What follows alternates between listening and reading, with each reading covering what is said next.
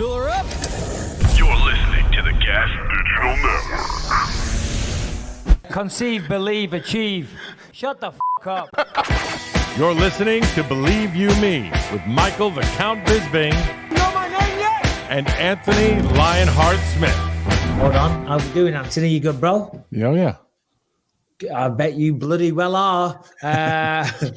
Ladies and gentlemen, we are back with the one, the only, the Believe You Me podcast with this guy, the victorious Anthony Lionheart Smith, fresh from Brazil, big smile on his face. I'm excited for this episode. Anthony, good to have you back. Good to have you back in the winner's circle. The floor is yours, brother, and I promise I'm not going to interrupt. Honestly, Mike, I don't know if there's too much to say. I'm just really excited. It went well. Like, God, that might did. I probably had the best fight week I've ever had, and I don't know why. It was different. It was different. I was just hyper focused. I felt really, really good, and I think that just a full training camp, and I didn't leave any stones unturned. I worked my ass off. I did a bunch of extra traveling, like in between camp, during camp. But I took the extra steps to train. I trained my ass off all of UFC 300 week. I went to that wedding in Arizona that I told you guys about. But even when I was there, I drove an hour while I was there to go train with Javier Torres and Waldo Acosta Cortez. Like, I really busted my ass. I just did the extra little things and it paid off. I felt really, really good. It was a great week. My weight cut was easy. I had no problems. It was like 3 sits in the bath and I was on weight. I was on weight by like 7:00 Thursday night, and I just had to sit and chill, which kind of sucked. I did it a little bit early. No, it does. But there was no stress. Like, I was on and I was ready to go. I just felt good. I felt good. It all went well. Yeah, and you look good. You said it perfectly. You said leading into this, there's levels to this game, right? Yeah. There he is. Now we've got lights on you as well. What more? I mean, you're taking the piss now, Anthony. He's winning fights. He's not taking shots. He's you're having the best weight cuts. He's drinking beer at noon. Oh, my God. He's drinking bloody beer at noon. Jeez Louise, slow down. No straw, though. Bonus points for that one. No, I'm being a man. Listen. Congrats. We're going to talk about the fight. If I ever saw you drink a beer with a straw, that'd be it. I mean, a Moscow Mule is one thing, but a beer with a straw, that just can't be allowed. No, you said there's levels to this, and you're absolutely right. Vitor Petrino, dangerous guy. Only 11 fights, though. And I was thinking about this. I was just working out before, and I was thinking about the show. And I was thinking about what I was going to talk about with you, and how to approach it. And you're absolutely right, because I was worried for you in the fight. Of course I was. I'm your friend. I care for you, of course. And, you needed the win. Let's just be frank. Right. And then in hindsight now, of course, not taking away from the victory, 11 fights. I remember when I had 11 fights, you're still very much a baby in this sport, because he came out guns blazing, not really showing you any respect, and you were just kind of calm and chill and just like waiting for the right opportunity. Then he gives you the neck, you know what I mean? And then that was it. It was all game over. But how many fights have you had now? 57. 57. Yeah. So, no, I thought what you said on the microphone was perfect. I even think that even with the, me saying, well, there's levels to this, and I've been doing this a long time, and the experience thing matters. I think I even gave, and this is going to come off like I'm being an asshole, but I'm really not. I even gave him more credit or more respect than I should have. Like, you watch the tape, and he's got a really fast, powerful lead hand, and so then we worked really hard on that, and then it was, his right hand at times can be kind of sneaky. I'm like, all right, we got to make sure we pay attention to that. And then we get in there, and I just seen everything. Like, and maybe that's because I was so focused on it in training camp. But he threw the first jab. I'm like, oh wow, that's normal speed. Like, okay, I can handle that. He threw the hook, and then the right hand had a big tell to it. So it was like, just stay out of range, stay out of trouble. Especially being in Brazil, those guys are so juiced up. If you go and look at the first round of all the Brazilian fighters, they're so amped in that first 2 minutes. Like, they just can't control themselves. So just kind of pick at the leg a little bit. and just be safe. And then as I started to loosen up a little bit, then that's kind of when the neck thing happened. But I was a little bit stiff at the beginning. The timing was off on the pay-per-view a little bit. And you know how that goes being on the broadcasting side. Like I expected to have a little bit more, like I thought we were going to go right away. As soon as that last fight ended, I thought we'd walk, and because that's kind of how they were doing it. And then we had about 7 or 8 minutes of just hanging out in the back. So I kind of cooled down a little bit, and then we walked. So like I was a little bit stiff and cool when the fight started, but as we got moving, I don't know, I was seeing everything. I felt good. His speed wasn't a problem, and the leg kicks paid off early for sure. Yeah, I was just looking. So it was Michel Pereira versus Vitor Petrino. They got to fill time to a certain degree. They don't just want to smash right into it. Yeah. You just said something there that might get picked up by the media. As you know, everything you say, you are a clickbait machine, every Anthony. Time. Mm-hmm. All the Brazilians are juiced up in the first round. Jeez Louise. It is what it is.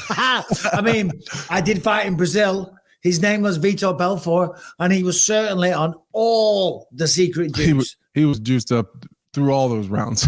Yeah. What was it? I always said that Vitor Belfort was.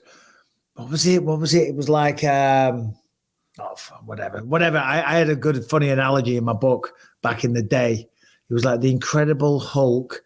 What was it? Who cares? I can't remember what it was. I haven't read the book for a while. Quitters never win. So talk to me about the pressure going in, though, Anthony. Right, as you know, it hasn't gone your way lately. Right. Yes, in hindsight, I'm sure you maybe shouldn't have taken the Khalil Roundtree fight, but even still, regardless of the situation, going into that fight in Brazil, kind of up and down a little bit, with him standing there and grinning and smiling as if you were no threat whatsoever. Did you just want to get your hands on him and rip his head off? No, the opposite. I felt bad for him. Because the smiling and the grinning and the uncomfortable body language. Listen, we're at weigh-ins, right? And I had just weighed in, and he was already in the little area where we all sit after you weigh in. And I go back and I take, I'm drinking my water, and like I can kind of see him like in my peripheral vision a little bit ahead of me. And he's like doing something like this. And in my head, I was like, is this guy staring me down at weigh-ins? Like after I'm all like sucked up and dehydrated, like started to get a little bit like irritated. So finally I like take a drink and I look up at him and he goes, I was like, just you guy. You fan. So then I realized he's a nice guy. He's a decent guy. We shook hands, no big deal. But then in the octagon, when he was kind of smiling, like I felt bad for him because that's his response to being very nervous. It's a big moment. Like Tyson Pedro to me, and I'm not tooting my own horn here, but Tyson Pedro to me is a big jump in competition. It's an opportunity to get yourself into the top 10. It's your first main card fight on a pay-per-view. It's your first big highlight in your home country with all your friends. Like you've seen him waving at his family and stuff. Like if you're waving at your friends and family in the crowd while I'm standing across from you, you're either 1, really nervous, or 2, don't give a shit about me. Both places are bad places to be. So I just took it as he was a little bit nervous and had some nervous energy and didn't really know how to react to it. So I kind of felt bad for him because I was like, yeah, I've been there. Yeah. The only time I did that, where I was that kind of aloof, if you will, or dismissive of the threat, it was when I fought Matt Hamill, UFC 75, and I was giving a thumbs up to Dana. I was waving. I see my buddies in the audience because I honestly thought I was just going to go right through him. And when they said fight, I've said this many times, 2 minutes into the fight, you're being there like a headlock, like you'd have your little brother smacking me in the face, blood's pouring out of my nose. And I'm like, shit, this isn't going to plan. Harrington, Brian, come on. We got to get on here and give Anthony the respect that he deserves. Come on, round of applause for Anthony Lionheart Smith, everybody. There we go. Brian, you're not clapping. Yeah, God damn it. Just verbally. And I'm in my new house. Like, there's no dude. bits and bobs. I'm kind of just hanging out because my office isn't done yet, but I'm in my new house hanging out. Jesus Christ. He's flying down to Brazil. He's getting back in the winner's column. He's getting paid handsomely. He's got new houses. Jesus Christ, Anthony. My poor wife, we moved in here Monday, and then I left Tuesday for Brazil. So she essentially, everything that she's had done so far, she's unpacked most of this house by herself. So she did all the hard work. Perfect timing. I did the hard work. No. But you timed that perfectly. That's the real reason you took that fight. You know what I'm saying? Moving house is the nightmare. Boys, Harrington, the floor's yours. Talk to your friend. I told my friends that who I was watching the fights with on Saturday. I was like, guys, don't worry. Anthony Smith moved on Monday. He's not worried about this. I did move. We also got a pile of emails of just people showing their betting slips. Oh, I bet a lot of people made some money. I'm 4-1 underdog. How's that? Yeah, man. Happen? You made a lot of people a lot of money. Yeah, or lost a lot of people a lot of money. I guess that's one way to look at it. I'll be honest, Anthony. If I'd have known you were moving house, my anxiety would have gone to whole new levels. Because I was like, he's at UFC 300. He's doing this. He's doing that. He's moving house. He's fighting an undefeated Brazilian. Can you just focus on the task at hand? For the love of God. I was focused. I know. How about that? So 2 weeks ago, the Poirier thing happened where Poirier was talking about he hadn't had any guillotine finishes at UFC 299. And right then I realized out of all the fights I had 0 guillotine finishes. I never even jumped one in a fight. I hit it all the time in the gym, but I've never tried one in a fight.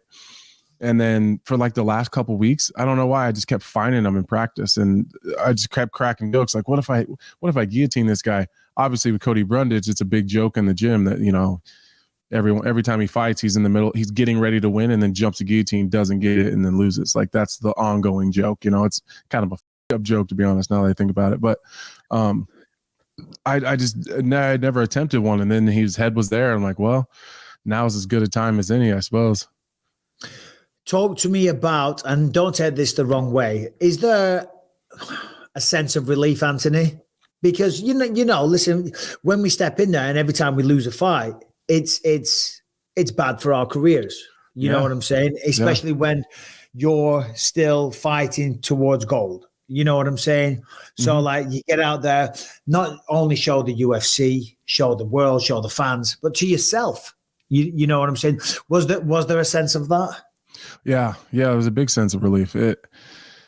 Because the questions do come in where, you know, some of it's my decision making and some of it is just circumstance. And I just kept telling myself, like, you're fine. Like you're okay. Like just the way that my career, my life has gone is just sometimes there's up and downs and you get into a little bit of a rut and you kind of you struggle to get out of it. But then, you know, you can only listen to people say it so much before you start saying, well, maybe they're seeing something that I'm not seeing. And, you know, maybe I'm a bit distracted at times, and maybe I'm, I don't know, like maybe I've lost it, but I don't feel it in the gym. But it was like, I don't know. I just had to fully commit myself in this training camp. And I already got another fight offer, and I just like, I can't, it's too quick of a turnaround because I figured out that it's nothing physical. It's here. Like I have to be 100% committed, 100% focused and dialed in on only that thing. And I figured out that I can only do that for so long. Like I'm not in my early 20s anymore where I can just keep going back to back. Like I would have to go back to training camp next week. The thought of that makes me want to slam my head in a car door. Like I'm going to obviously get back to training. Like that's another goal that I'm like Thursday, I'm going back to practice because I can't allow myself to get back out of shape, and because it's too hard to get back in shape as you get a little bit older. So I don't want to do that again. So I want to keep this, I'm in really good shape right now. So I want to just keep it rolling and just maintain it. So like I need to make sure that I'm making good decisions. So like I can't take that next fight. That I can't go back to back like that not because I couldn't physically do it. Of course I could jump in my car, pack my shit, drive to Denver, fly back and forth on the weekends, be fine. Like, of course I could do that physically, but can I do it and be like ultimately focused in the gym and excited to be there? And like, I can't, I need like to take a step back, reevaluate, like chill my brain out, manage everything that's going on, hang out. And then when I'm like feeling like, okay, I'm ready to do it again, then I got to go again. But I just have to make better decisions. But I guess long story long, I was really relieved because everything that I thought in my head was right. And my eyes didn't deceive me. Like, cause sometimes like you start to wonder, like, am I just not seeing the same shit that other people are seeing because I'm too biased towards myself to see a danger. And then I got in there and that was the first thing I thought when he threw the jab, because like watching the film, like, I think that's okay. Like, I think I'm all right with that. And then he threw it. I'm like, okay, I'm not crazy. Like, it's manageable. Right. And then just as the fight went on, like I thought he would make bad decisions. And as long as I forced him to make decisions, I thought they would be the wrong ones. And then as it happened, like, he kind of gets a little bit frantic, his legs all f***ed up, and then he shoots. And in my head, I was like, I knew he was going to shoot. Like, he has to. Like, I thought he would make that decision. And so, like, a lot of just proving myself right as the fight went on. That was a long, rambling answer. No, not at all, mate. Very interesting stuff, what you said. You said, and it's always the way, you're like, does everyone else see it and I don't? Right. Because the reality is, in the fight game, the fighter themselves in question, they're always the last one to see it. It's always the peripheral. First of all, it's the fans and the coaches and the people around you, like, shit, he's not getting it. And then even the fighter themselves in the gym, they feel fantastic. But when they can't get it done on fight night, but then they're still oblivious. Help us get your words out. Oblivious to it. And it is, as you mentioned there, it's about making the right decisions. Because I was going to ask you, I was going to say, dude, you took no damage. You got the job done in 2 minutes. You could parlay that straight into another fight, which, of course, they have done. But you're right. At 36, Anthony? Almost 36, a couple months. Right. 35, 36. You don't want to misjudge things now. You don't want to make any mistakes. You could take that fight, and you very, very well could go and win. And 2 quick wins, 2 paydays, that's really attractive. You know what I'm saying? But you got to be professional. Mm-hmm. I don't expect you to divulge too much information, but who was the opponent? When was the offer? And exactly how much were they going to offer you to fight? Well, I can't give you any of that, but of course, behind the scenes I will. But relatively quick? Pretty quick, yeah. Pretty quick. UFC 302 going down in Newark, New Jersey? No, it wasn't that. Quicker or longer than that? What's the date on that one? June 2nd, off the top of my head. Longer. So UFC 303. No, it's not UFC 303. But as soon as they offered it to me, my first initial thought was the same thing you thought. No injuries, not banged up. Another paycheck, quick turn, 2 in a row. But then what does that get me back into?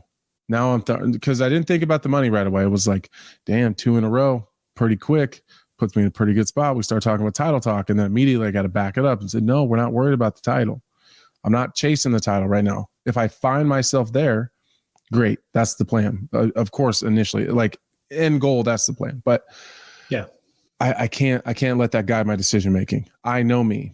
I can physically be there and ready to fight, like in shape, but mentally, I couldn't do another back-to-back training camp like that and not fall apart mentally, because I wouldn't want to be there. Like, I'd be a little ways into, a couple weeks into it, and I'd already be pissed off, and I wouldn't want to be away from my family, and my kids will be out of school and they'll be having fun all summer, and I'll be missing out on all that shit, and I'll be mad about it, and then I'll be all pissy, and I'll treat everyone like shit, and then I'll be a bad training partner, and then I'll be an asshole to my wife when she calls, because I'll really just be jealous and I'm missing out on whatever they're doing. Like, it would be all bad. It would be all bad. And I just got to like check your ego.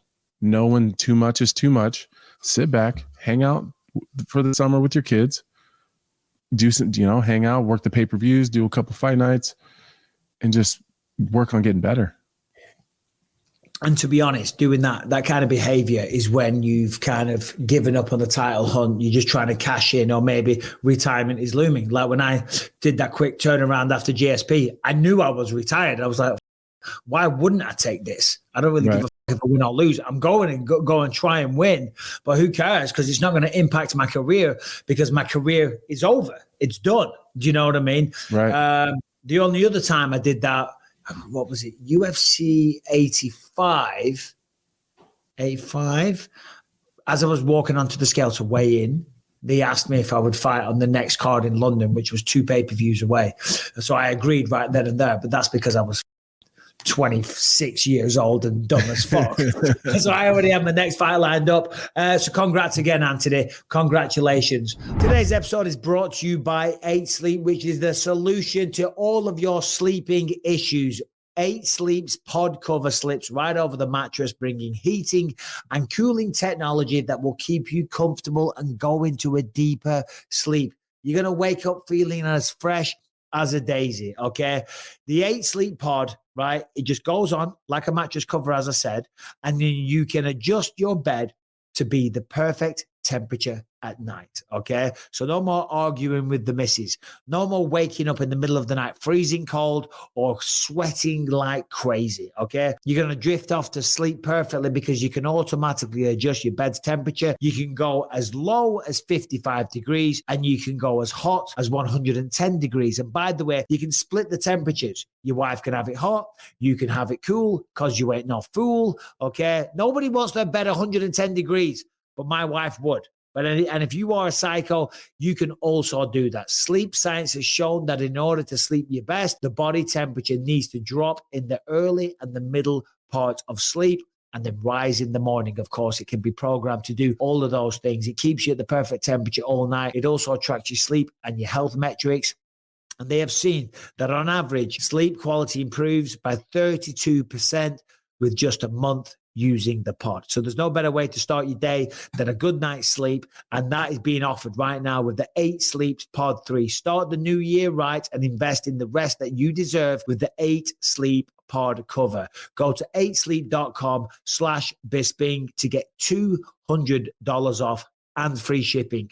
8sleep.com/Bisping. $200 off this remarkable piece of technology that will revolutionize the way you sleep and the way you feel going forward. 8sleep.com/Bisping for $200 off and free shipping. Now, another good reason why you don't want to be taking these fights real quick is because the little beef between you and Alex Pereira, it's really starting to heat up. It's that got weird, huh? I don't know if you saw him. You put him to sleep. Yeah. What was he wearing? I didn't see what he was wearing. Do we have any Hamilton or Brian? Try and find that video. What was he wearing? Where they're introducing him and he falls asleep. Why? What was it, like a leather waistcoat? Like a vest, like with no shirt underneath of it. I was like, all right. Oh shit! So what are we saying? Alex Pereira, on top of having no jiu-jitsu, has no fashion sense. Right. Apparently. Your words, not mine. Yeah, he was falling asleep while I was being introduced by Buffer. And then I'm not 100% sure this is real, but the 50,000, he offered $50,000. I started on his back, both hooks in, seatbelt grip, and I got 5 minutes to finish him. If I do, he gives me 50 grand. Like we put up 50K. I saw that. I saw you say that you'd choke the shit out of him. Can you just say those words? I would choke the shit out of him. It's not even just him. Can you say those words? Because that's going to be the title of the episode. I would choke the shit out of him. Out of Alex Pereira. I would choke the shit out of Alex Pereira. And I would make it look easy. I don't know if I make it look easy. He probably put up a pretty good fight, but yeah. I'll keep pushing. I saw the video and I also thought, was that like an AI thing? I think it was an AI thing because I seen it before and thought it was just fake bullshit. And then they keep bringing it up, and I think someone made it into made the AI video, and then I think he just ran with it because it was picking up in the media, and he's kind of a media darling. Like he's not stupid when it comes to social media and headlines and stuff like that. I think he's just running with it. No, he's actually very smart. He's a man of few words, but when he does talk, I mean, you can see that he's definitely a good thinker because I think leading up to Fight Week, he was there. He was signing the posters. He did like a little troll job. I don't know if you saw that. You were probably busy getting ready for your own fight. Yeah, Yeah, so no. he did like a fake thing, signing pictures, trying on gloves, and doing the, when you do the photo shoot and say move to your left a little bit. He was doing that, but he was going the wrong way and stuff. He was doing it on purpose. It was actually really, really funny. So he knows what he's doing. He knows what he's doing. If you were to do that, Anthony, though, and you did choke him out, not only would you gain $50,000, which is always nice. And I would buy the most ridiculous thing with that. I would spend every penny on the most ridiculous thing. I don't know, like a leather waistcoat. No, like a 18-foot tall dildo I'd put in my backyard with his name on it. You're getting Harrington very excited. Just something ridiculous. Something absolutely ridiculous. An 18-foot dildo? Yeah. Sounds like a gigantic Brazilian tomahawk. No, but not only an effigy of Alex Pereira, you're being disrespectful to the champ. I'm not being disrespectful. That's what you're you being said. So disrespectful right now, Anthony. Get a hold of yourself. He's off the Modelos. Okay, I would definitely, maybe not an 18-foot tall dildo, but I would buy something 17. real ridiculous. Yeah. Harrington and Brian, if you had $50,000 to waste right now, if someone had a gun to your head and you had to waste it, what would you waste $50,000 on? Waste. That's the key word. You got to blow it. I buy a Hellcat. That's not a waste. That's useful. Not a Something waste. ridiculous. You'd have a sick Oscar car. Mayer Wienermobile. Oh, there we go. That would look ridiculous in your driveway. What is that? A Wienermobile? The Oscar Mayer Wienermobiles? Like the hot dogs. giant Like the hot dog company? Oh, right. Okay. Dude, do you imagine dropping your kids off at school in that? Yeah, I would. I'd just get the boys together and we just go blow it on a crazy weekend. In the Oscar Mayer Wienermobile.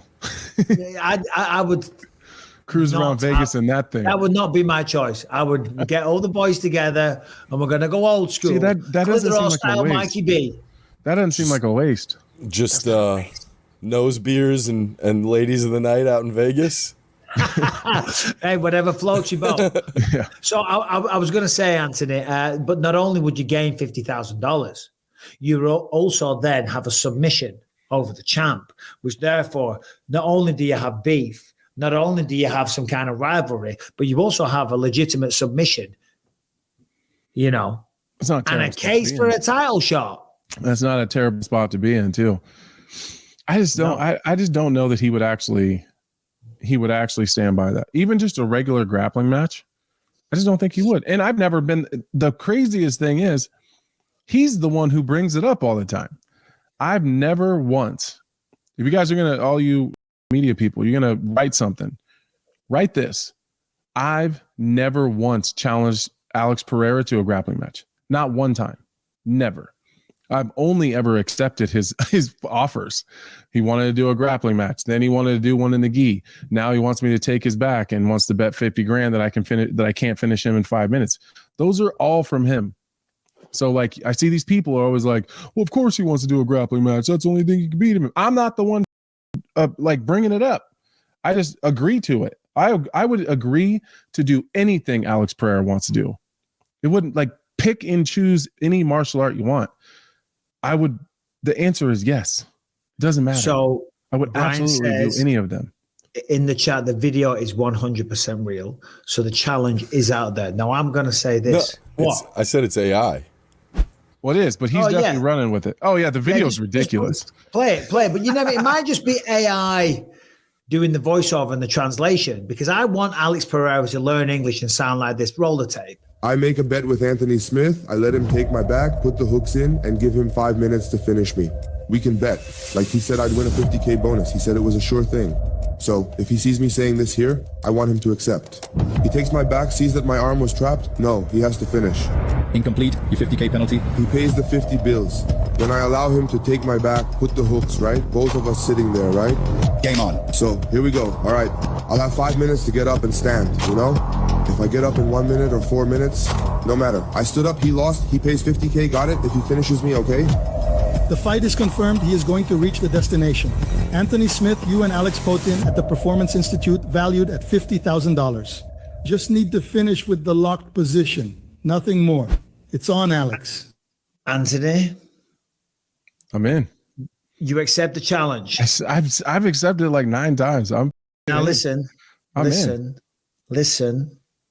Whilst on, if you are successful, you gain $50,000, and it makes a case for you fighting for the belt.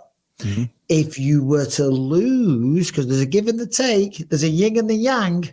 Not only would you have to pay him $50,000, but then the case, would that be embarrassing? You know what I mean? I gave you the best position and you couldn't do it because you know and I know mixed martial artists. I reckon I'd have a good chance at defending you for 5 minutes. Do you know what I mean? Because we become masters at fighting the hands and getting the shit and get out of there and clear the hook. Do you know what I mean? We'll do it for a laugh. No $50,000 when we get together. We'll film that. I'm not doing it for $50K, but I'll take that Pepsi challenge, brother. You ain't getting shit on me. I just I don't think if we're just, is there a chance he gets away? Maybe. He's pretty explosive. If referee blows the whistle and he explodes, maybe I don't have quite enough time to really set the hooks tight and get to it. But I think that's unlikely. But I'm willing to bet on myself for sure. I'll bet on myself every single time. I didn't get to where I am today, not taking challenges like that or betting on myself in opportunities like this. So, but I'm willing to bet anybody, almost anybody. I can think of a handful of people in the world where 100% I probably couldn't choke them in 5 minutes. That's less than I can count on one hand, where I'm 100% no, probably not. But everybody else in the world, if you give me a dominant position like that's my favorite in the world, I'm probably going to, in 5 minutes, 5 minutes is a lifetime with someone on your back. But it is, you're absolutely right. Mixed martial arts for sure, because the punches change everything. When there's no punches involved, it does become a little bit harder. Granted, if you're dealing with one of the top jiu-jitsu competitors on the planet, that's a different kettle of fish. Yeah, but I would use the punches, and then you make mistakes, the chin comes up, and all of a sudden you're going home, you're laughing to the bank, and you're buying 17-foot dildos. Right. Your wife's eyes are lighting up. What is that, Anthony? Jesus Christ. I know we just got a new house, but I don't think that bastard's going to fit in. Jesus Christ. Yeah, but with a guy like Nicky Rod or Gordon Ryan or Craig Jones or, those level of competitors, probably going to have a tough time because they've trained from their whole lives. But I just think I finished there. I've got a bad neck. I'm going to go see the doctor right after this, but I want to do this challenge with you. Let's do it. Let's do it. Just for fun. Shits and gigs. Right.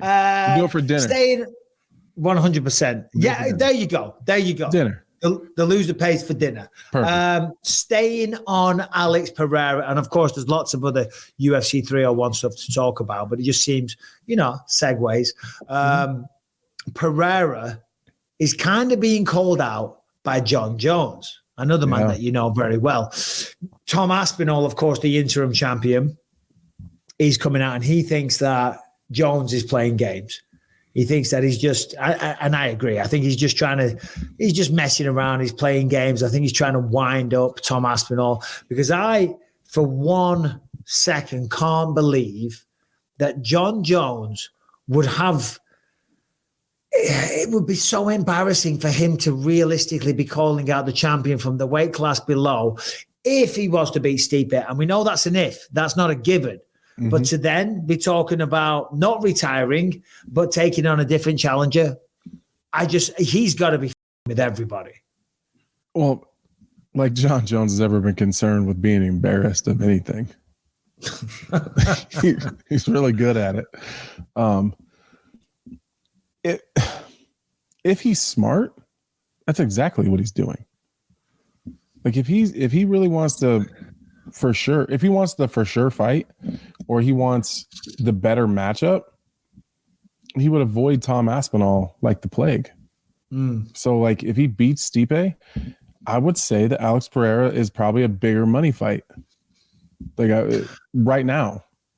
So I looked at the responses on X. I believe that's the first time I've ever said that, and it didn't feel right. On Twitter, I looked at the responses, and I thought overwhelmingly it would be people saying, Tom, come on, man, cut the shit, you're out of your mind.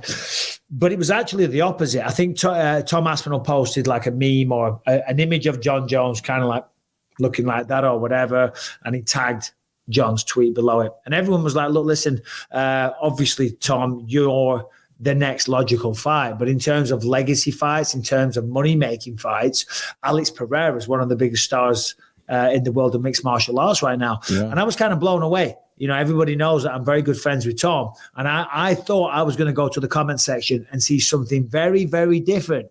But it seemed, and I'm not saying everybody, but there was a real healthy percentage of people saying, actually, Pereira makes sense over Tom. And I was like, the pets' heads are definitely falling off. Well, in terms of divisional relevance and the natural progression of the situation that we found ourselves in the heavyweight, Tom Aspinall makes all the sense in the world. But if you're Jon Jones, like if you're his coaches or you're his accountant or you're his manager, Stipe Miocic, Alex Pereira, that's much lower risk, whole lot more reward, and probably more money right now.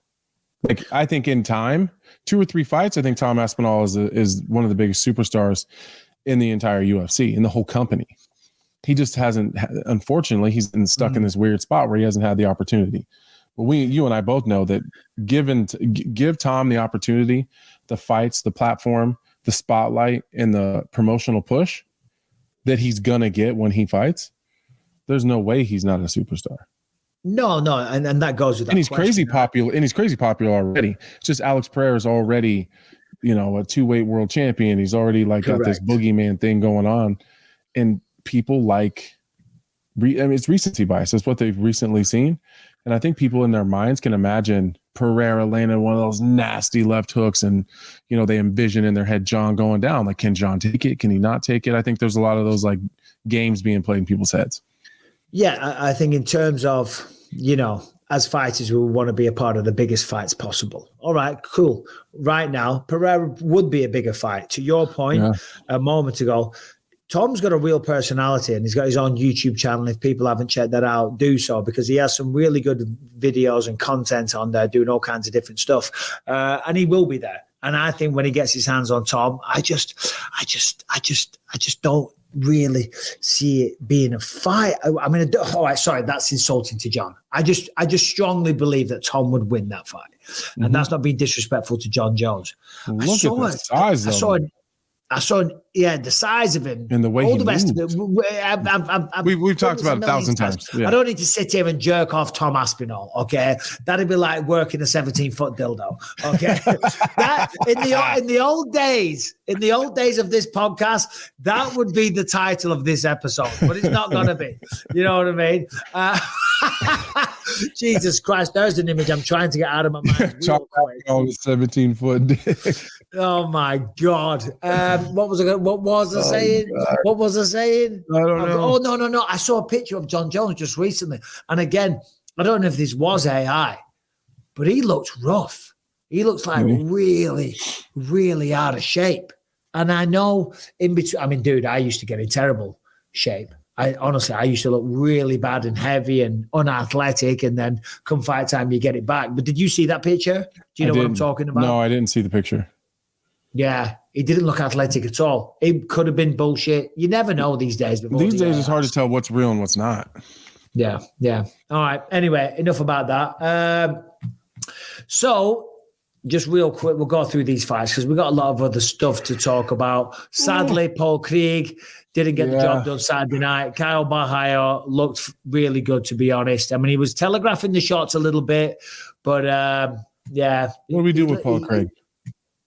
What do we do with Paul? Yeah, what do we do with him? I don't know, man. I don't know. Listen, he's a warrior. He'll step in there. He'll fight. He's got very fearsome jiu-jitsu. We gotta get the striking going. I know, and that is the issue, of course. I don't want to say you can't teach old dog new tricks, You think he might be too far along? I'm not just saying he's not too far gone. You can definitely refine and clean things up and all the rest of it. I think he just needs to work on his offensive wrestling, maybe. You know what I mean? I'd like to get him out to Denver. I'd like to get him out to Denver and just give him a different look. Not that he doesn't have good coaches, because I know he does, but just get a different look, maybe a different, like a new set of eyes, you know? Well, he's got the talent. Well, that's actually a really good point, because I'm sure he has very good training partners, but the center of the universe, when it comes down to it, essentially, for mixed martial arts, is the United States of America. Mm-hmm. And it's a US-driven sport. There's more gyms, there's more training partners, there's more facilities and resources. Yes, of course, you don't have to be in America to do well, and that's clearly proven. We've got champions from all over the world. But in terms of just getting maybe, just everyday attention, the minutiae of techniques and things like that, get out and mix things up, go with a different camp for a little while. But that's hard. But you don't have to be disloyal. You don't have to say to everyone, listen, I'm leaving you. You say, listen, I'm going to go spend some time in the States or to Dagestan or to Russia or wherever the hell it is. Just a few weeks just to get a different look and see just have someone else take a look at you and just see if they see something different. Your coaches see you every single day, day in, day out. That's why I like to bounce around and just train with different people. When I'm in Vegas, I'll grab a coach and say, hey, coach, you got an hour. I'll go see Nick Sick, and he's got a bunch of coaches in there. And hey, just you got 45 minutes just to walk through me with some stuff, just for someone new to take a look at you. Some of my most useful techniques, and when I say useful, they're nothing flash or whatever, when I was fighting, came from little chance meetings with a coach in a training room I just happened to be in, and they would show one little thing. And it was one little thing, and it was super basic, but I'd never seen it before. And I went on to use that throughout all my career. And it happened all the time, because every time you go to a different gym, you get a different look, a different feel, a different speciality from that coach. So that's not a bad idea. But Paul, you're a warrior. Kyle Borhayo, the man's fantastic. We got to give him his due. Well done to Kyle. Michelle Pereira, did you see when you're backstage, you're warming up, you're getting ready to go out, the adrenaline's starting to flow, the anxiety's creeping in a little bit, you're like, I'm doing this right. Are you keeping one eye on the screen? Are you watching Michelle Pereira backflip on top of his opponent and potentially knee him in the face? I did see that. I watched it. Yeah, I watched it. I didn't see the replay, because I know they replayed it a couple times. I don't know if the knee hit or not. That's Michelle Pereira, though. I mean, that guy's just a freak in nature. And he is so big. So big. I can't believe that guy used to make welterweight not that long ago. Well, try, I guess. He's now on an 8-fight win streak. And he's a monster, man. 31-11. I didn't realize he had that many fights. Neither. Only 11 knockouts, but it's the excitement that he brings. Do you know what I mean? And we've spoke about this many times. Just the willingness to do that, right? To fight at that level on pay-per-view, there's a lot of pressure. The world's watching, and you're fighting someone else that's trained just as much as you. They come from very similar circumstances. And in the middle of the UFC's octagon, you're going to choose at that point there to do a jumping backflip onto your opponent. I mean, that's crazy. Some Pride FC legendary shit. That might have been a knee. If on the slow-mo, not on Brian's very fast replay, it showed the shin touching the chest, if I do believe. Oh, okay. Granted, I'd been to an Indian wedding on Saturday night. Yeah. Have you ever been to an Indian wedding? No. Quite the lavish affairs. It was at the British Natural History Museum, which is... that sounds fancy as shit. An unbelievable venue. When you walk in, it used to have a big bloody skeleton of like a Tyrannosaurus Rex. It's an unbelievable place. Brian, just bring up the Natural History Museum. It's just the most unbelievable thing. And they had like big skeletons of like mammoths and like crazy. Damn, at the wedding? That's at the wedding, because I thought the wedding would be in like, it's at the Natural History Museum, but it will be like at some like little conference hall connected to it. Oh no, I walked in, I'm like, shit, it's the main hall. Do you know what I mean? That's crazy. They were having an amazing time, and it was a beautiful, beautiful wedding. And thank you to the people. I'll keep it kind of private. Yeah, there we did. That's like it's an unreal place, and that there is just the wedding it just blew my mind. It just absolutely blew my mind. Anyway, there you go. That's insane. Yeah, that's where they had the wedding. That's where we're all sitting there having our food, the Indian food, which was bloody lovely. Point where I'm going with this. Was there drinks there? Oh, yeah, there was drinks, of course. Indians love a good drink. Do they? Okay. Oh, God, yeah. Are you serious? I don't know anything about Indian. I love their food. Oh, I love Indian food. I had Indian food Friday night. I got a shout out a restaurant I went to, Jim Conor. Thank you. Saturday night, we went to an Indian wedding. The flight back on the Sunday, Indian food. You know, might have went to the toilet once or twice on the flight. Anyway, so I stayed at the wedding till about midnight. I rushed back to my hotel. I'm watching the fights, and I am falling asleep. Because in the UK, it's on to like 5 o'clock in the morning. Anthony, I was very tired on that flight, and I hold you solely responsible. I don't know why I brought this up. I don't know either, but thank you for staying awake. And you text me right before I was walking out. And you never responded. Thanks. No, it's the only text I read. I was turning my phone off because they said my name. They're like, Anthony, let's go. And so I was turning my phone off, was playing music, and went to hand it to my best friend and looked, and it said, Michael Bisping. I'm like, well, I'm going to read that real quick. And then I read it, let's go. I was like, and by the way, I didn't expect a response. It's kind of like you got something to do there right now.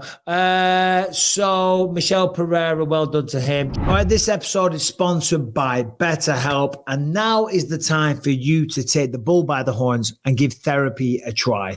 I talk about this all the time. Usually, we're all going through something, okay? We know there's a big spotlight on mental health, but sadly, there's still a stigma attached to it, and it doesn't need to be mental health. It can be an anger issue. It can be depression. It can be alcohol abuse, substance abuse, relationship advice, whatever the case may be. Talking to somebody about your problems will help. And certainly when it's one of the professionals that BetterHelp offer, and of course with BetterHelp, it is all designed to be as convenient as possible, flexible, suited to your schedule. You just fill out a brief questionnaire. You will get matched with a licensed therapist, and you can switch therapists at any time, by the way, at no additional charge, simply because, I don't know, maybe you guys just aren't vibing. So therefore, you just switch it up. You don't have to jump in your car. You don't have to drive to the other side of the town.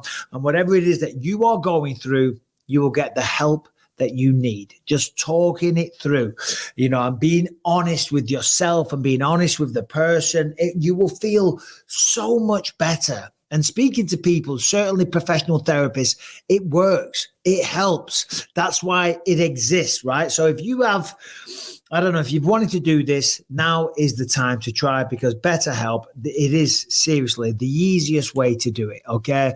There should be no hassle involved. There's no stigma. All you do is visit betterhelp.com/believe to get 10% off your first month, and you can thank me later. Be the best version of yourself. Go to betterhelp.com/believe to get 10% off your first month, and good luck with your issue, whatever it is. betterhelp.com/believe if you want to get 10% off. Jose Aldo got back in stunning form. He looked great. He looked like he hadn't aged a day. I know. And Steve Erceg got a moral victory. I mean, some people were kind of split.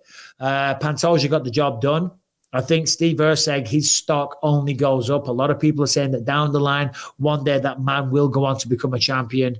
3 fights, now 3-1 in the UFC after fighting for the belt. Talk about experience at the highest level, going 5 rounds with Pantoja, going into enemy territory, doing 5 rounds. His stock has just gone through the absolute roof. So well done to him, and well done to Pantoja. What were your thoughts, Anthony?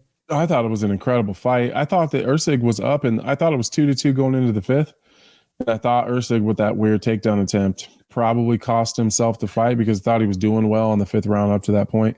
But it's hard to really – I can't be too critical of him. He's got 3 fights in the UFC, finds himself thrust into a world title fight in the guy's hometown, across the world in Brazil. I think it's a positive. I mean, he's definitely going to be – I mean, I would be shocked if he isn't number 1 or number 2 come today when the rankings come out?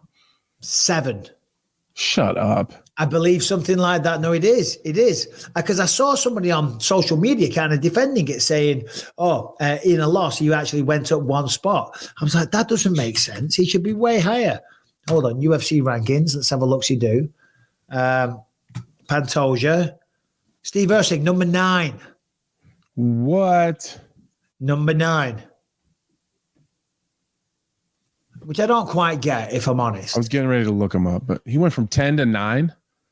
I don't know what he was before. Was he 10? It was 10. Yeah, he went up 1 spot. He went 5 rounds with Pantoja. I'm going to look him up right now. I'm going to look up these rankings because I don't have them pulled up. Here we go. And Royval, Moreno, Albazi, Kai Kara France, Perez, Mohamed Makayev, Manel Cab, Mateus Nicolau, Steve Usyk. It's. I mean, listen. It's a bunch of media panelists that do this. I don't get it. I'm about to be a piece of shit here. I love it. There's only 2 guys, maybe 3. All 4. Probably 4 guys. Sorry, I know. I forgot we're here. Modelo's noon. It's fine. Right. 3 or 4 guys that I would argue to put him ahead of. Other than that, I said 1 or 2 on the top of my head. It's hard to put him above Brandon Royval. It's hard to put him above Moreno. Amir Albazi's only got 1 loss. Kai Kara France, you can make the argument, but he's got more time in the division. Alex Perez looked pretty good in his last fight. Mohamed Makayev's been on a roll. He's undefeated. Manel Cop and Nicolau, I would have jumped him in front of them probably. Yeah. But it's hard to jump. You can't jump Perez because then that would put him in front of Makayev. And I would have a hard time. I guess I'm going to walk back what I said before. And generally because, I mean, listen, it was to the champion, but you don't really advance in your career off a loss. How in a fight, you don't really score any kind of points by being defensive. You know what I'm saying? It's kind of like the same principle. There's not 8 people in front of him that'll beat him, though. So in terms of the number system, I get how they kind of had to stick him back there. I think we could have gone a couple more ahead, but there's definitely not 8 people in front of him. They're going to beat him. That's for sure. Remember, I said in his last fight on the post show, and I think to you too, I said Usyk might beat them all. He might beat them all. Well, and Saturday night kind of strengthened my thought there. I'll tell you, you know what I liked about UFC 301? I liked how Kyle Bohio, no offense to Paul Craig, got the job done real quick in round 2. I like how Michelle Pereira got the job done in 54 seconds. I loved how you got the job done in 2 minutes because I'm sitting there at 4 o'clock in the fucking morning and I'm literally falling asleep. Do you know what I mean? So I'm going to be honest. I haven't seen the main event. I haven't seen the main event. That's why I'm like answering it. So give me your thoughts. What do you think about it? What do you think about this? I did. I like after your fight, I went to the toilet. I had the pre-nap, the pre-sleep piss, right? Came back and I could hear Aldo getting introduced, and my eyes was like, I'd had a couple of drinks, nothing crazy, but I'm like, I just watched. And as I was watching him, the eyes were going and then as soon as that fight was done, I was like, I'm sorry, I just can't physically do it. I was so tired. It's 5 o'clock in the morning or something. And I had to go to the airport. So I never saw that one, but I will try and watch it at some point because I'm a massive fan of Pantoja. Well done to both men. Anyway, should we get Harrington on and see what non-MMA story he has for us? See what bullshit he's bringing today. Okay, so I figured you guys would be able to give a good take on this one because you do both have children, in schools. A 17-year-old kid in North Carolina, the judge has declared he's going to be tried as an adult after he attacked 2 of his teachers. One of them was gotten on film by a student in the class, and it's been released. Oh Jesus! The teacher sat down. You think that affected me any? Let me hit you again. I don't want it. You want me to hit you again? What the hell? Let me hit you again. Oh my God. Playing with me. I told your dumb ass I'm not those dumb ass glass off your face. And do I look like I care? That's disgusting. And you know what? Not one kid jumped up and helped that lady. Well, that's the thing as well, Anthony, because I see so much stuff on social media. Twitter, as we know, is a cesspool for madness these days, and the stuff that you see on there, and then you look around and there's so much violence happening and innocent people getting beat up, and nobody does a thing.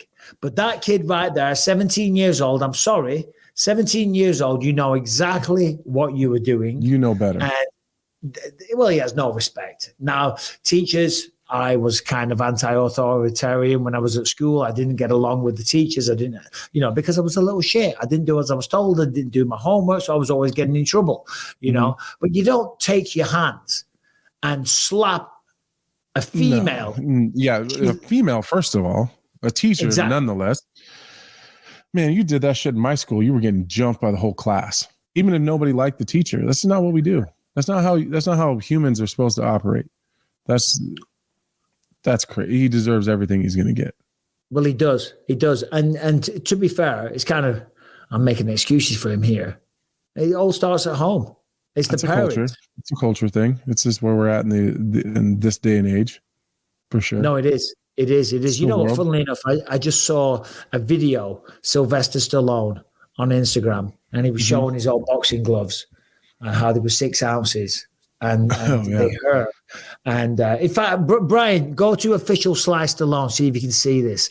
And he's talking about how times are so soft and weak these days, and because life is so easy. And I know that's not necessarily related precisely to what we're talking about, but it kind of is in some ways. And the world these days has just gone soft. And that child, well, I say a child, that is not a child, that young man should be absolutely goddamn ashamed of himself. Oh, yeah, here's Sly, the legend. Let's have a listen to this. Oh, yeah. Allow these today. They don't even allow these today because they're so dangerous. But that's what they used when I did the film. They're barely 6 ounces. They're Reyes, and they're literally lethal. So I still have them because it's a time when people were tougher. Sorry, they were. Life is just getting a little easier and easier and easier.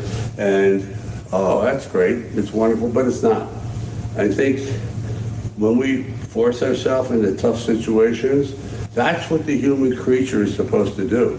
They're not supposed to have wheels on their suitcases. They're not supposed to have lawnmowers with engines that pull them along. It's a convenience, no question, but it just makes things easier. Now with AI, you can literally put your brain in a pickle jar and have that machine do it. So I cherish these moments. I cherish hard work, even though I hate it. I know it's like strong medicine. It tastes horrible going down, but it makes you feel better. As I said, not directly related, but I saw that and I absolutely love that, what he said there. Because, look, listen, of course, we want an electric lawnmower. We want all the convenience, and I want wheels on my goddamn suitcase for sure. I do, because it's annoying. The amount of times I've traveled internationally and one of the wheels has snapped on the suitcase. Oh, it's the Have you ever had that? Yeah, it's the worst. Yeah. You can only hope that it happens when you're coming home. I've had it go in there. Oh no! Rocked up with the damaged suitcase and looked like an absolute hobo. They're like, he's not doing very well. Buy a new suitcase, Bisping. But he does bring up some good points. The world has gone soft, and you do need to struggle. Like I'm telling Callum at the minute, Callum's got a job now, and he's kind of like, he's like, is this life, and his personal situation has changed recently, and and he's like not depressed, but it's like, dude, this is life. Life is hard. Life is hard, and people just want it to be easy, but that comes later in life. You're supposed to struggle when you're younger, and that little shit for doing that and putting his hands on the teacher, he's gonna struggle now. He's going to pay the piper, that's for damn sure, because at 17 years old, you know exactly what you're doing, and he's going to have a lot of consequences. He really is. Yeah. Have you ever done anything like that, Anthony? Put your hands on a goddamn female for one, and a teacher? Never. But here's why. First of all, because I have morals, and it's just goddamn disrespectful and wrong as a man. But I always had this thing in the back of my head that the people around me in my life would crucify me. You know what? My old Uncle Todd on that has the farm that I grew up on. You know what Uncle Todd and his friends would have done to me if I ever put my hands on a female or a teacher? They would have drugged me out by the pond and beat the out of me and just left me there. Like, yeah, what my mother would have done to me if if I'd embarrassed her like that and brought shame to her for the child that she raised, would end up doing something like that, she'd have put a gun to my head. And that's no bullshit. But that's what's lacking in today's society, is people around these people holding them accountable for their actions. There's no chance. Even if I wanted to, I never would have. But if I wanted to, that's what it would have been in the back of my head right away. Uncle Todd and my mom will literally kill me. Like they will physically hurt me. like whatever I do to someone else, they'll do exactly back to me. Like that. I've always had that in the back of my head. To this day, I'm on the beach after, like, my Brazil flight wasn't until the evening time. So, or my flight back from Brazil wasn't until the evening time. So I'm sitting on the beach, having a couple beers, we're eating some, some of those steaks that they have at that little shack across the street in Rio. And oh, so good. And Uncle Todd texts me, "Good fight. Call when you can." Immediately, I'm like a kid. Like, I'm in trouble. Like, did I do something? I better call him. I got to call him right away. How's my service? I got to call him. Like, immediately. Like, I still, as a 35-year-old man, when Uncle Todd says, "Call when you can," if you can, you call right now, because that's the type of respect that I have for that man. So immediately I'm FaceTiming him, and he's like, oh, we're having beers on the beach. That's what we're doing. Like, immediately giving me shit. But like, that's the type of respect that I have for like my elders and the people that raised me. Like, even as a grown man with my own kids and my own shit going on, when he says call, I call exactly when he says to call. And that's what, and that is lost on society. That's lost on society. Young men and women, they need that. And sadly, there's a lot of environments and households that don't have those positive influences around them. So as I said before, I'm not making excuses for him, because he's ultimately, there is no excuse for that. And he's in charge of what he does. But you bring up a good point. Like when I was at school, when I was at high school, we call it skiving. What do you call it? Playing hooky or some shit? Like, skipping. Yeah, skipping class, whatever. Yeah. We had to catch a bus, and I was always late for the bus. And if you missed the bus, that was it. Do you know what I mean? And sometimes I'd walk. It was like a 7 mile, and I'd get there, and they'd be like, "Oh, you've done this on purpose." And I'm like, you think I chose to walk 7 miles on my own in the middle of summer without any money for a drink or anything? And I never skived. That's what we call it. Never did that once, because I knew my dad would kick the shit out of me. You know what I'm saying? I was held accountable. And even if when I was in trouble and the teachers called my dad in, my dad would always have my back to the teachers, to a fault, to be honest. And I'm very grateful for him, and sometimes he'd threaten to beat the teachers up. But as soon as we got back in that car and we were driving home, I was in for it. You know what I'm saying? That's how my mom was. That's so funny. Yeah. My dad was like that. My mum was the complete the opposite. She would, like, the teachers would be like complaining about whatever it was that I'd done, and she'd be like, she'd like pile extra on. She'd be like, "Oh yeah, and he doesn't tidy his room, and he's very disrespectful." I'm like, "Mum, shut the f up! You're making shit worse. I'm on the verge of being expelled here." You know what I mean? But to your point, to Uncle Todd, you need that. You need someone around you that's going to hold you accountable and call you out on your bullshit. And that's, I'm lucky now. I've got Rebecca to do that. When you're fighting, you need a manager, you need coaches that are going to do that.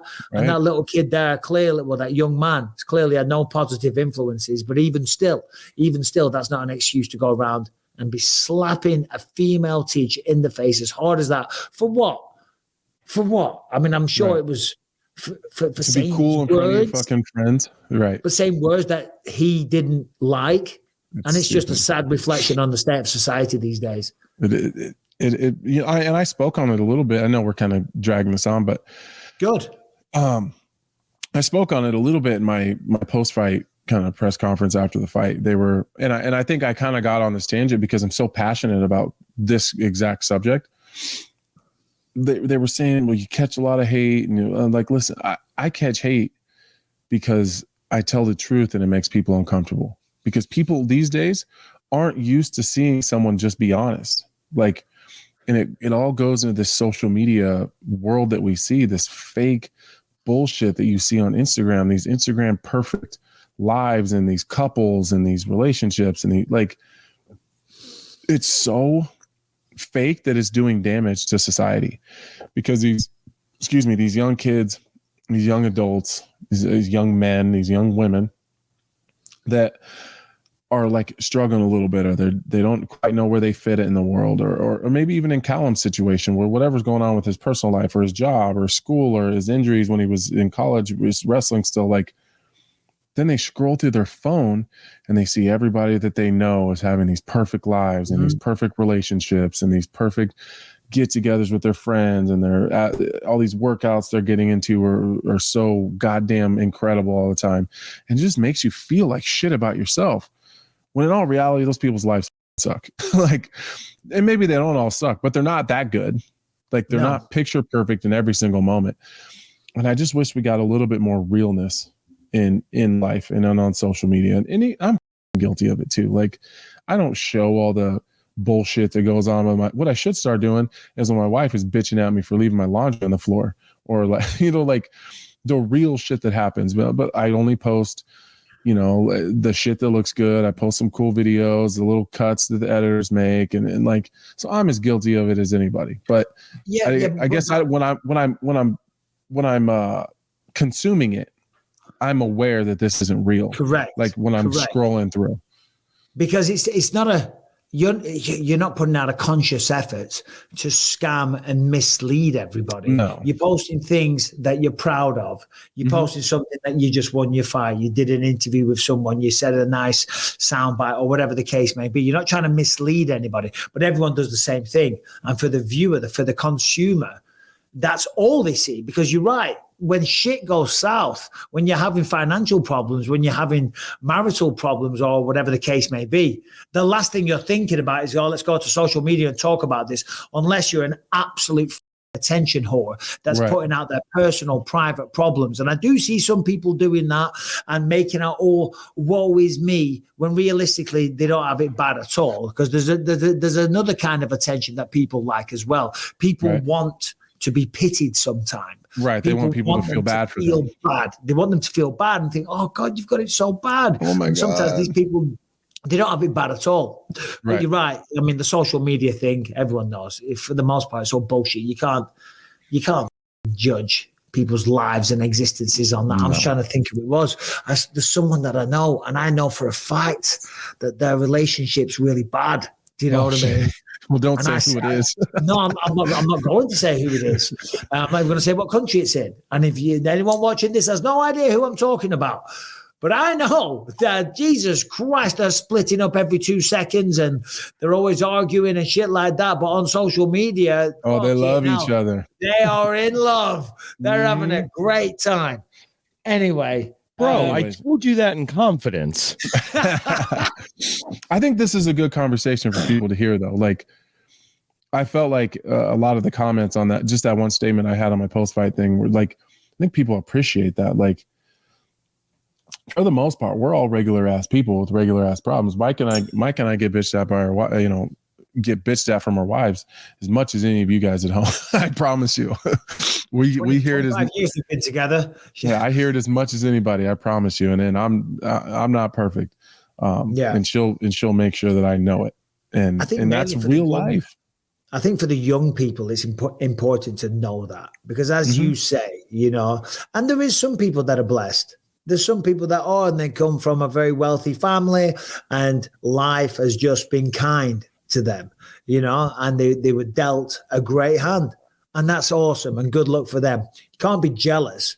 Being jealous of somebody doesn't get you anywhere. You just got to focus on yourself and on your own life and make the best of the situation that you have.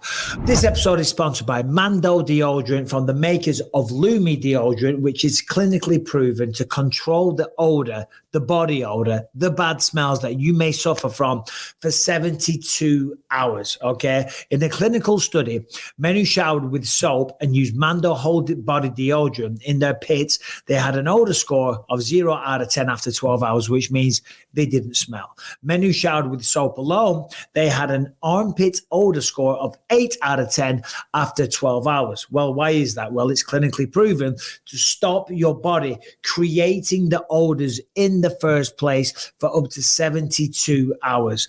As I say, some people suffer with this, some people don't. If you're one of them, you want to give this a try. You don't want to go through your life smelling. You don't want to be the butt of stupid jokes. You don't want it to affect your confidence. You know, I'm speaking to friends, trying to meet a girl or whatever, and you're constantly smelling your pits and thinking, shit, that doesn't smell good. I mean, for example, I was talking to Rebecca Saturday night. We were at a thing. Her breath, I'm sorry to say, it stunk. I said, babe, you got to chew some gum. You got to take care of this. It was bad, and she doesn't really suffer with that. She had the gum, and therefore the breath got better. It's the same thing. If you have bad if you have bad odors, if you suffer from BO, take care of it. Handle it. No problem. And do it with Mando. Right now, new customers, go to shopmando.com.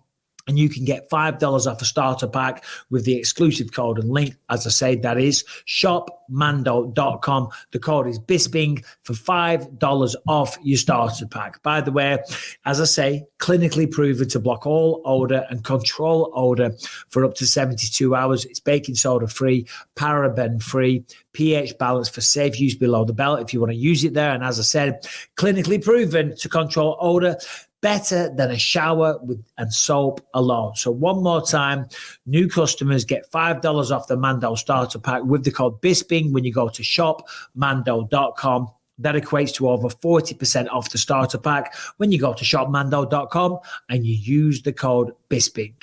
But Harrington, jump back on. In fact, do we even need Harrington for this? Probably Harrington, not. jump back off. Get lost. Ryan Garcia, right? Fooled the world, missed weight, beat Devin Haney, test positive for Ostarine. You think he did it? Well, generally, because Sean O'Malley's been brought into this by Conor McGregor as well. In fact, Harrington, just bring up Conor's tweets and you can read it out for us. I don't have it off the top of my head. Sean O'Malley tested positive for Ostarine. I think it might have been twice. And and everyone knows I've always been the strongest advocate for clean sport. Right. And I never, ever believed these situations. Just hold the phone 1 second, Hamilton. I never believed the excuses. But until I spoke to Jeff Nowitzki about it. And Jeff Nowitzki kind of convinced me. He said, no, Michael, in some situations, these people are innocent because of the manufacturing plants of these supplements don't do a good job in cleaning off the equipment before they start producing. Mm-hmm. So I never believed them, but Jeff Nowitzki was like, and he knows this from an educated standpoint far better than I do. I just know it from a meatheads culture. I know it from I never took anything and I never tested positive, and all of a sudden these people are testing positive. And he was like, well, no, to be fair, having looked at this, having had scientists at laboratory on a molecular level, we can safely say that people did take contaminated supplements. So that's a long roundabout way of saying, I don't know. Yeah, that's a tough one. Sean O'Malley and Jeff, I think it was Jeff Nowitzki that he was talking about. It was like, no, listen, I'm telling you, we've looked into this in a lot of detail, and we're very confident. Well, I'm talking about Ryan Garcia. I just, of course, we'll never know probably, but I was surprised. He doesn't come off as I wouldn't have ever pegged him as a steroid guy. I always said, well, listen, because I was never very careful. I didn't take a lot of supplements, but when I did, I never really studied the back of them, and I never had an issue. So that's why I was always very. Well, I don't take any, so I don't know shit about shit. I'm just being very honest, I don't know anything about anything because I don't take any supplements. You test me, I'm going to test positive for Moscow mules, light beer, and a steak, and plastic from the straws. It's in your system at a molecular level. The interesting thing is, remember, he bet $2 million on himself and he won $12 million. one would assume he'd have to give that $12 million back, right? No. But he cheated, technically. Well, technically, the fight is still considered a win. Look, listen, the reality is we don't know, but they're going to test the B sample, I think it is.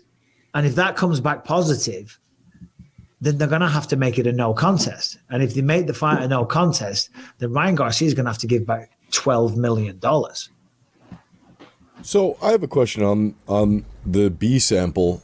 Why would that be different than the original sample? Let's say he did have like a contaminated shake that morning. Why would the B sample be different? I have no idea. Yeah, it wouldn't. It wouldn't. Because the B sample, for those of the people that have never been drug tested or anything, the A sample and the B sample are actually, for lack of a better term, it's the same piss. Like you pee into a cup and then they just separate it into two samples and then they send that out to be tested. So theoretically, it wouldn't be any different, or it shouldn't be. It's just looking for a bad test. They're saying, right, retest it, see if it pops again. And more than likely, I don't know if there's ever been a situation where they have differed. I'm sure there has. I can't think of one. But number one, let's just assume right now, as it stands, he tested positive. He's probably going to have to, and if that stands, he'll have to give back $12 million. Not necessarily, because if you fight someone else and I bet $2 million on you, and then you win and I win $12 million, if you pop hot, I don't owe that money back. Yeah, but if they change the verdict to a no contest because of certainly something that think how many people would have lost money on guys failing tests if that was the case, if people had to give their winnings back. And the people also that won money on Ryan Garcia. I'm just throwing it out there for a conversation point. I don't know the actual facts on this. Brian, yeah, I don't think. Well, like every person that bet on Ryan Garcia wouldn't have to give that money back. So the bookies I think he just bet as a regular gambler. Just because it's on himself doesn't make it any different. Yeah. But as we said, you can't bet on yourself to lose because you can just throw the fight. Right. You can bet on yourself to win. Right. But you can bet on yourself to win when you're popping loads of steroids. It might just up your chances. I don't know. That doesn't sound logical, though. It doesn't. Somebody on Reddit is saying, so I'm not sure Must how. Be true. Whatever, but they seem like they know what they're talking about. Says the outcome of the fight is the decision the ref gives on the night at the end of the fight. So that's what you're betting on. Wow. But correct. But if they overturn it, that'll be the commission, which the referee is a part of. If they overturn it, that would change that decision. Yeah, but if you go to the window with $2 million and get a slip, and then you cash that slip in, what are they going to do? Come to you? They don't necessarily know where you live. You know what I mean? How would they have any recourse to get that money back? It says here you can't go back and use an after-the-fact arbitrary commission decision to try and overturn a bet that's already been settled. And he uses the example of Verdum lost to Pereira. Verdum lost and Pereira won. Okay. Verdum lost. Verdum was the one probably taking the juice. He tested positive a couple of times. Right. I mean, listen, that's not the big talking point anyway. The talking point is that he tested positive, which is a shame because either way, it taints the performance and it taints the victory. And then Conor McGregor chimed in with Harrington. He said, cheated the weight and was juiced. Lifetime ban. Sad to see, sad to say, sad and a bit sick. Don't come near me if you ever see me, Ryan Garcia. I'm actually disgusted. The Australian, it reminds me of Sean O'Malley. He was on that as well. I don't like this. I'll bust you both up. Do you want to spar? I'll set flights now for you both for a full-on spar each. 2 little Australian heads. I'll ride you both like you're ostriches. What the is up? Why do you think you're at? A for effort. Who the fuck is he to be calling somebody out on juicing? Oh, well, what did Ryan Garcia say? That's a conversation point. This is where we're going. Never mind the betting stuff. We're not on the good stuff here. Other people are on the good stuff. What was the response from Ryan Garcia? Ryan Garcia said he's going to break his leg or something like that. Harrington, real quick. Harrington, real quick. It's in read the it. notes. Read it Put in Ryan the notes. Garcia's voice. Yeah, you got to do it in a non-racist Ryan Garcia voice because everything's racist. If I see Conor McGregor, I'm gonna break his weak ass ankle. You ran from being tested because you were on roids. Now say it in a Mexican voice. Wait, but you just said. If I see Conor McGregor, I'm gonna break his weak ass ankle. You ran from being tested because you were on roids.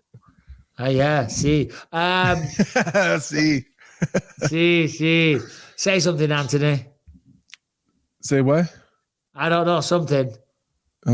About that. What do you make of all of this? Oh, you want me to start the Conor shit first? Okay. No. It's a fair point. It's a fair point. Listen, I don't think that Conor McGregor broke any rules, and I'm not going to say that he did. But we do know that he was taking substances that would typically be banned under our drug testing protocol to heal his broken leg. Does seem a bit weird that he's the one that wants to, but he never did. To his credit, he didn't take it in fight. Yeah. And then he got back in the testing pool, and now he's been back. So he had to expect that was coming, though. He had to expect that was coming. To be fair, we don't know this. This is speculated, and when you look at physiques and stuff like that, of course, you see why the never denied it. Around that. And he said that he had a devastating leg injury and that he had to take some things to help heal it or whatever, and brought up Weidman and not being able to and whatever. But he had to have known that was coming down the pipe, though. If he's ever going to give anyone any shit for taking banned substances, you got to know that that's coming back at you. But that would be the first thing. That'd be the first thing I got to, that would be the first thing I went to.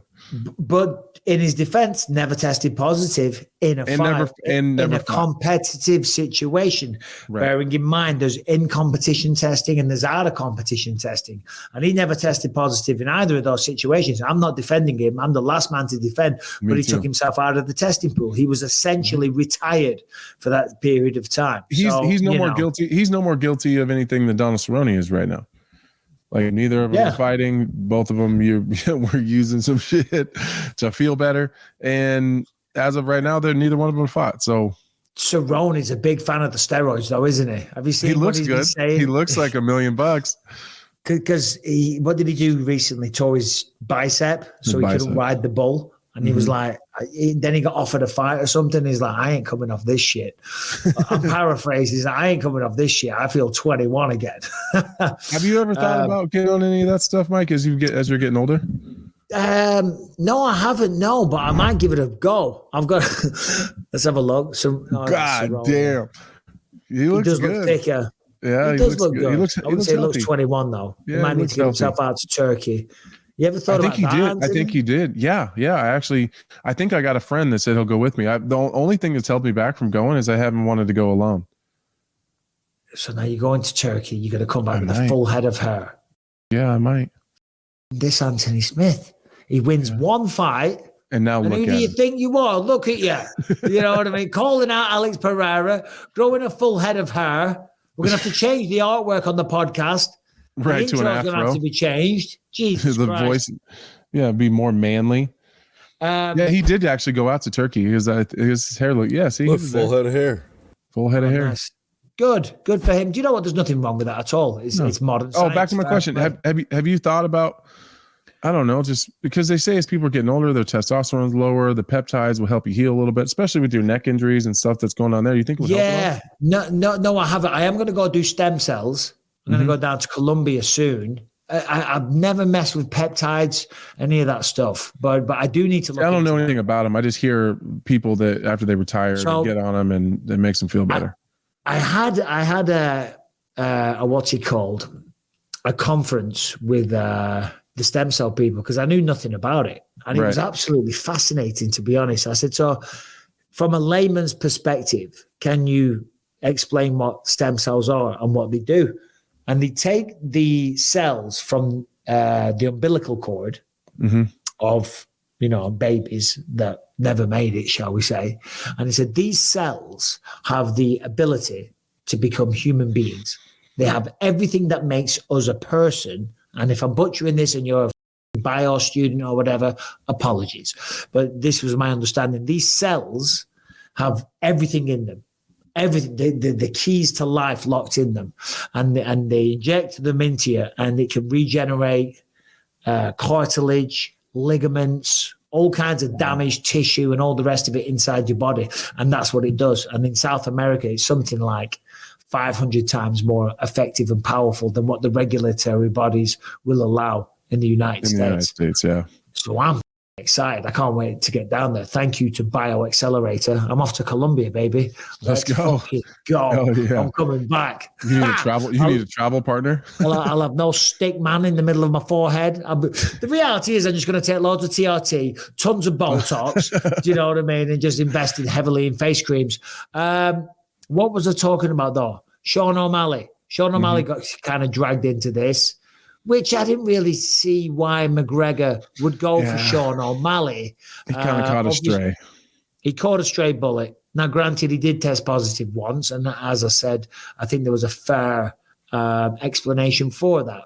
And in the past, I was hesitant to believe that, but now I'm still not 100%. But you know, and he was a massive fan of Conor McGregor. Yeah, and now, that had to hurt. And now he's not. Yeah, we have that video? I wouldn't be either. And Sean O'Malley is fighting at the Sphere, apparently, against Merab Dvalishvili. Oh, that's a good one. There's lots of segues and tangents and stuff like that, but no one's jumping on any of them.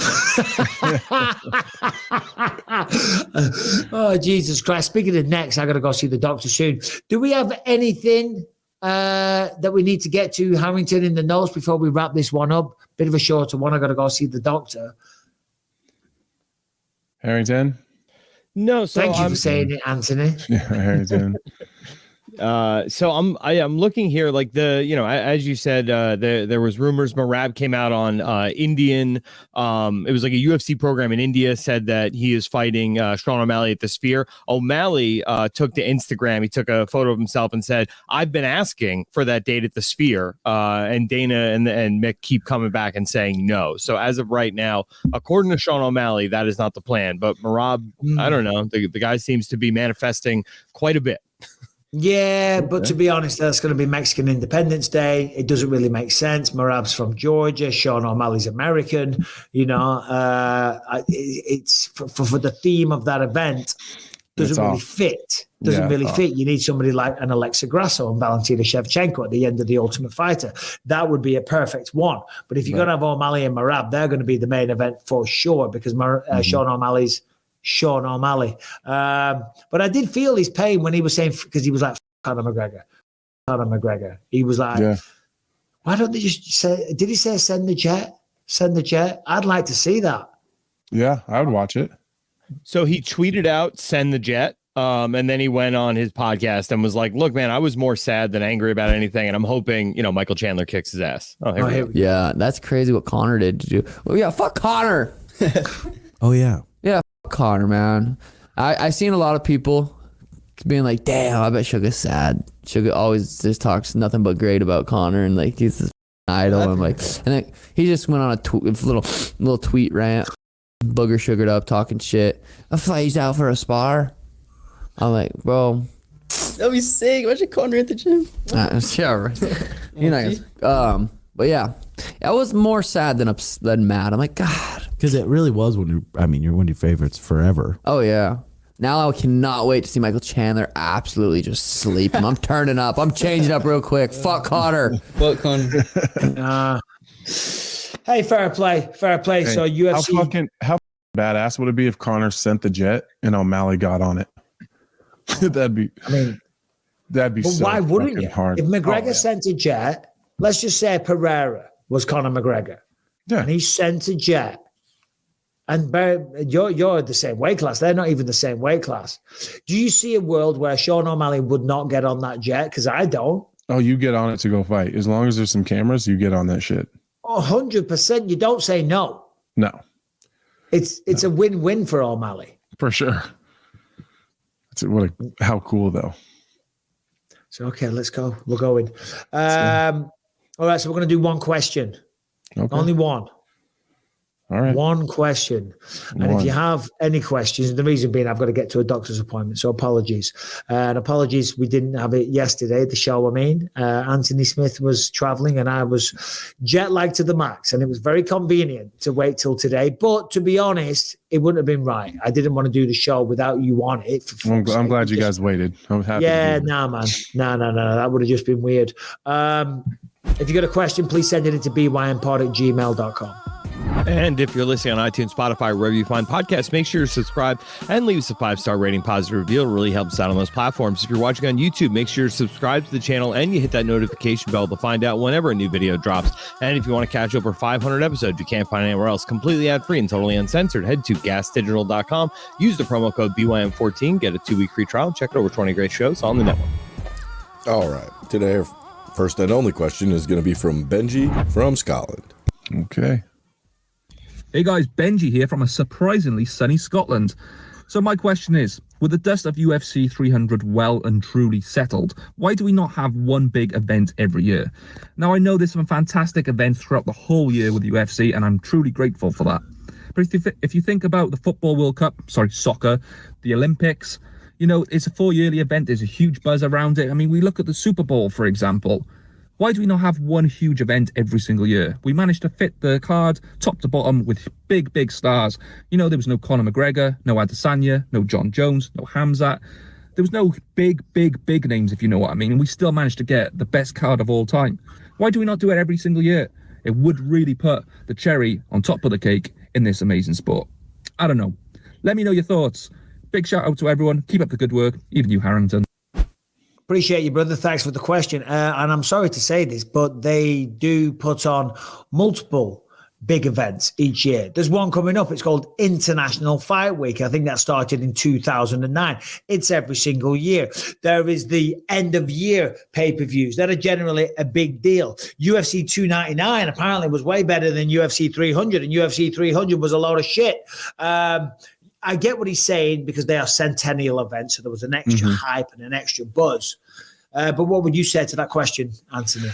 Yeah, I was going to say the same thing, but also if you're talking about the type of card where you put 2 former champions versus each other in the first fight of the night, the problem with doing those kind of fights and those kind of cards, it logistically it's too hard to do. You do that every single year. Some of those guys on those cards only fight once or twice a year anyways. So then you're holding the guy back for the entire year, or you're just with the way that timelines and injuries, and it's too hard to do it like that. But to be fair, we kind of do International Fight Week every single year is a barn burner event. So yeah, but I get it. Like the 300 card doesn't happen all the time, but that's set into motion 6-7 months ahead of time. Like Cody Brundage knew about that fight for 4 months. It's just it holds a lot of people back. It doesn't always work out. You're absolutely right in everything what you said, and like a perfect example. Some people said, and I'll choose my words carefully, UFC 301's a bit of a letdown. I thought it was a great card, and it certainly lived up to expectation. They could have taken multiple fights from UFC 300 and had it on 301. They could have had Charles Oliveira. They could have had Alex Pereira. They're both Brazilians and 2 of the biggest names in the sport. They could have had Davison Figueiredo on that. So I'm exemplifying your point. You know what I'm saying? If you do that, it kind of cannibalizes from other cards. And that's why the 100, the 200, the 300, 4, 5, 6, they are big blockbuster, extra special events. But as I said at the top of the question, International Fight Week, end of the year. What other ones is there? The Super Bowl weekend's usually a big one. Memorial Day. First of the year is usually pretty big. MSG every year. Yeah. MSG, Harrington with the win. Oh, now the Mexican and how can we Independence forget Day? There's usually a big London card too, or England card. Manchester's coming up. Yeah. Ooh, Paris is now also a yearly destination. It's a destination. Australia is usually a pretty big event. Jesus Christ. It's getting ridiculous now. What else have we got? China. Nebraska should be a yearly event. Fucking UFC Nebraska. When's that going to happen? I don't know. Hopefully soon. Probably never, though. UFC Omaha. UFC Omaha. That's the show, everyone. We'll be back on Thursday. We'll be back. We got Tatiana Suarez joining us for a little chit chat. We're also going to have another guest yet to be arranged, but I'll be in St. Louis, Missouri. Good fight card this weekend. St. Louis. That's a big one. That's a good one. Anthony, congratulations again, buddy. Thank you. We're all proud of you. Enjoy the victory. Guys, see you Thursday.